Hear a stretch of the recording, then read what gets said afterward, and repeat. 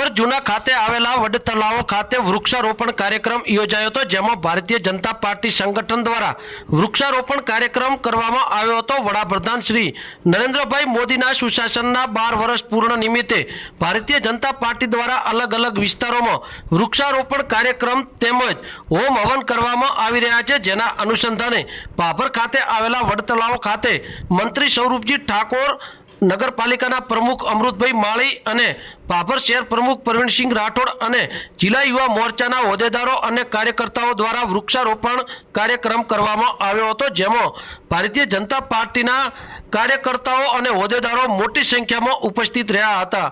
Bureau report બનાસની અસ્મિતા, બાબુભાઈ ચૌધરી, ભાભર સુઈગામ।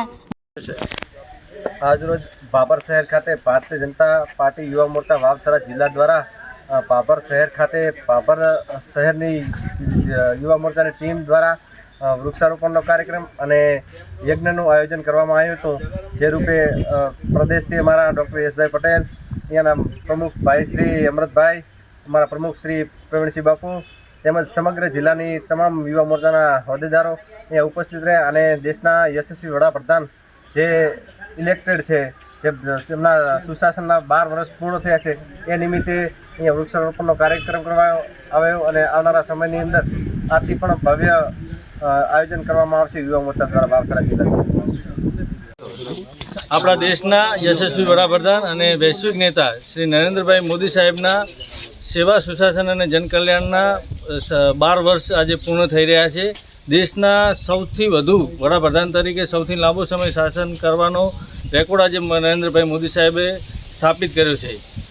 2047 સુધીમાં ભારતને વિકસિત રાષ્ટ્ર બનાવવાની નેમ લઈને જ આપણા વડાપ્રધાનશ્રી ચાલી રહ્યા છે, ત્યારે આજે સમગ્ર દેશમાં એમના આ ઉત્સવ તરીકે આજનો પ્રસંગ મનાવી રહ્યા છે। ત્યારે ભાભર શહેરમાં આજ સવારથી જ દરેક વોર્ડ વાઇઝ 6 વોર્ડમાં સ્વચ્છતા અભિયાનના કાર્યક્રમો કરવામાં આવ્યા।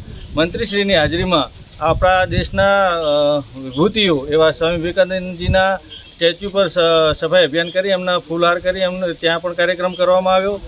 સ્વચ્છતા રેલીનું આયોજન કરવામાં આવ્યું।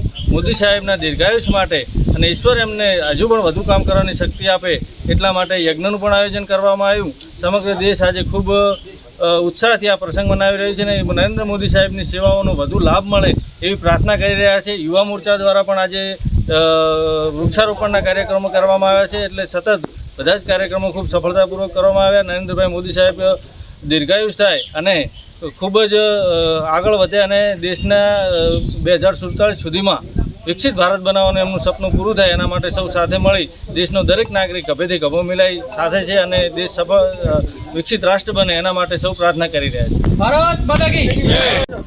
ભાભર શહેરમાં આજે સફાઈનું કામ કરવામાં આવ્યું હતું, સાથે હવનનું કામનું આયોજન પણ હતું, વૃક્ષનું કામ પણ કર્યું હતું। મારા ભાઈઓ બહેનો સાથે ભારતીય જનતા પાર્ટીના કાર્યકર્તાઓ આગેવાનો જોડાયેલા હતા।